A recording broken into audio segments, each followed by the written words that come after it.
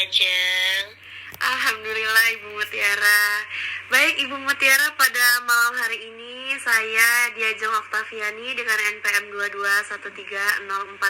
2213041072 izin untuk mewawancarai Ibu Mutiara selaku guru SMK Yapemi sebagai salah satu kolaborator pada penelitian yang akan saya lakukan.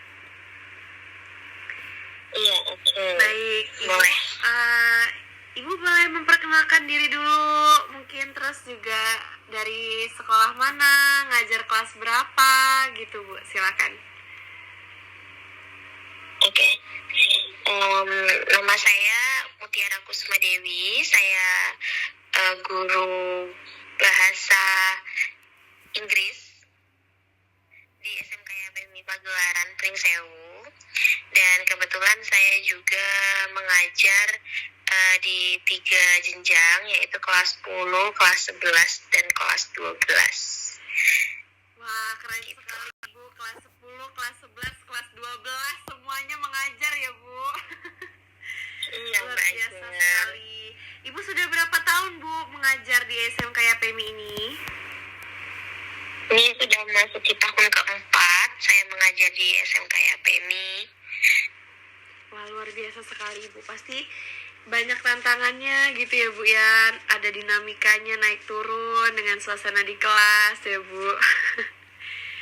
Iya, pasti itu, karena setiap jenjangnya itu kan punya karakter yang berbeda juga dari model belajar mereka di kelas. Dan apalagi juga di setiap generasi itu pasti akan berbeda juga model pembelajarannya mereka. Luar biasa Jadi banyak sekali dinamikanya. Benar sekali ya Bu ya, dinamikanya sangat banyak. Nah, ini Bu ada beberapa pertanyaan yang akan saya ajukan kepada Ibu. Mohon Ibu kiranya menjawab. Yang pertama, apa saja ya Bu kendala yang sering Ibu temui di saat mengajar di kelas gitu? Kira-kira ada apa aja kendalanya, boleh disebutkan Ibu? Mungkin satu? Oke, untuk kendala selama saya mengajar di kelas itu terkhusus untuk di kelas 11 mungkin ya. Kalau untuk di kelas 11 ini kadang itu memang mereka itu suka kurang kondusif untuk pembelajaran. Nah, terus juga ada lagi ketika memang alat atau media itu tidak terpenuhi untuk bahan ajar, itu juga bisa menjadi kendala juga dalam proses pembelajaran yang membuat anak itu mudah bosan, jadi kurang motivasi untuk belajar gitu, karena kurangnya alat-alat dan media untuk pembelajaran itu sendiri. Baik. Yang paling menurut Ibu sangat mengganggu di Ibu itu kendalanya yang mana Bu, salah satunya? Mungkin kurang motivasi belajar ya, karena kalau misalnya dari motivasi belajar itu sendiri mereka sudah tidak bersemangat ketika di kelas, yaitu mau diberikan dengan media atau model pembelajaran yang beragam juga, itu juga akan sulit gitu, karena memang harus meningkatkan motivasi belajarnya mereka dulu supaya bisa lebih kondusif di kelas. Baik. Artinya motivasi itu yang menjadi kendala yang sangat membekas gitu ya Bu ya di hati kita sebagai tenaga pendidik. Baik, ke pertanyaan berikutnya Ibu, bagaimana Bu dampak kendala tersebut terhadap proses pembelajaran dan pemahaman siswa menurut Ibu? Motivasi tadi. Oke, kalau untuk dampaknya itu jelas bisa bisa mengganggu ketika mereka tuh proses pembelajaran. Pertama, dia akan mengganggu teman-temannya juga untuk mengikuti kelemahan motivasinya mereka. Kemudian juga ketika ada ulangan harian atau ketika ada tugas, mereka juga jadi tidak bersemangat gitu, karena mendapatkan pengaruh dari temannya yang memiliki kelemahan dalam motivasi belajar itu tadi. Itu sih untuk dampaknya. Betul sekali, jadinya teman-teman mungkin terkena imbas dampak dari moodnya itu tadi ya, motivasi belajar itu ya Bu ya. Lalu menurut Ibu, adakah Bu solusi yang selama ini Ibu terapkan gitu untuk mengatasi kendala-kendala berupa minimnya motivasi tersebut Bu?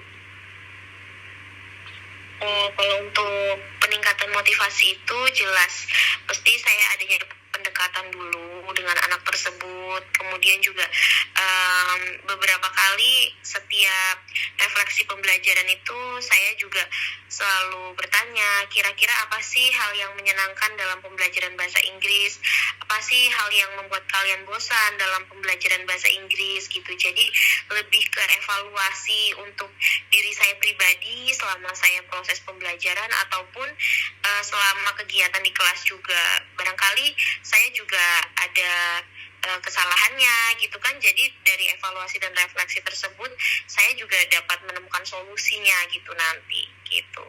Baik Ibu, luar biasa sekali solusinya. Lalu kalau untuk solusi yang sudah Ibu lakukan, adakah Bu metode-metode atau strategi tertentu gitu Bu, yang menurut Ibu tuh paling efektif di dalam mengatasi masalah motivasi di kelas itu Bu?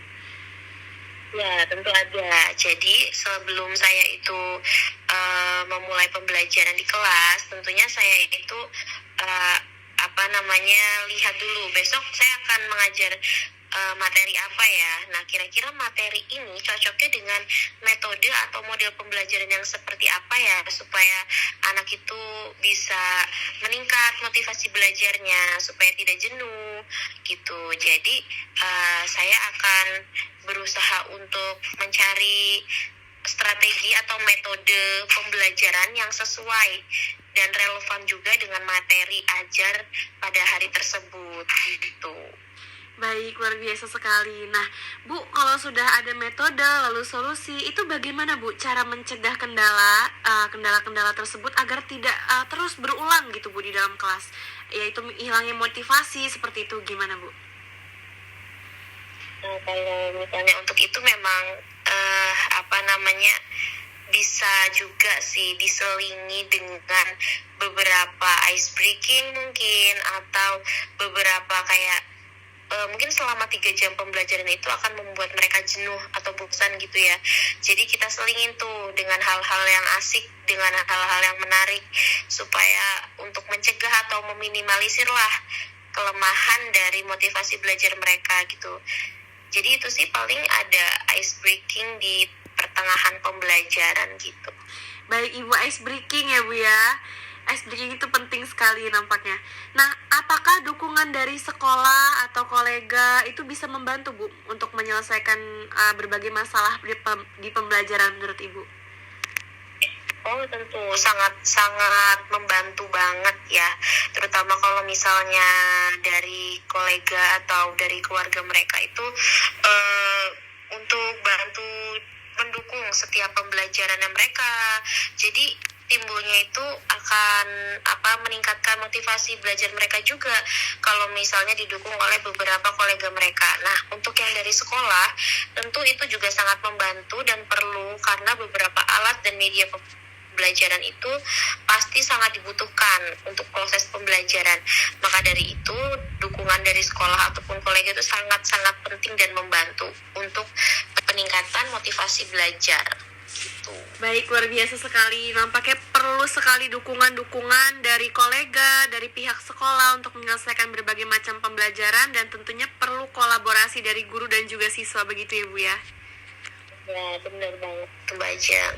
Baik, luar biasa sekali Ibu Mutiara. Adakah yang ingin disampaikan, mungkin Ibu pesan-pesan atau motivasi mungkin untuk kami para calon tenaga pendidik, Bu? Kalau untuk pesan-pesannya, tetap ini ya, untuk menjadi tenaga pendidik itu harus luas sabarnya, harus banyak kreativitas dan inovasinya juga tentu, karena setiap generasi itu pasti akan memiliki perbedaan dalam model belajar, dalam model semangat untuk sekolah gitu. Jadi setiap generasi itu pasti kita harus terus belajar untuk memahami secara psikologisnya mereka juga gitu, Mbak Ajeng. Siap sekali. Terima kasih banyak Ibu atas kesempatannya untuk berdiskusi, untuk melakukan sesi wawancara. Maafkan saya apabila ada kesalahan saya dalam berbicara ataupun menyampaikan pertanyaan. Semoga di lain waktu kita dapat berjumpa kembali dalam pertemuan kita yang luar biasa pada malam hari ini. Saya akhiri ya Ibu ya. Terima kasih Ibu. Assalamualaikum warahmatullahi wabarakatuh. Waalaikumsalam warahmatullahi warahmatullahi wabarakatuh.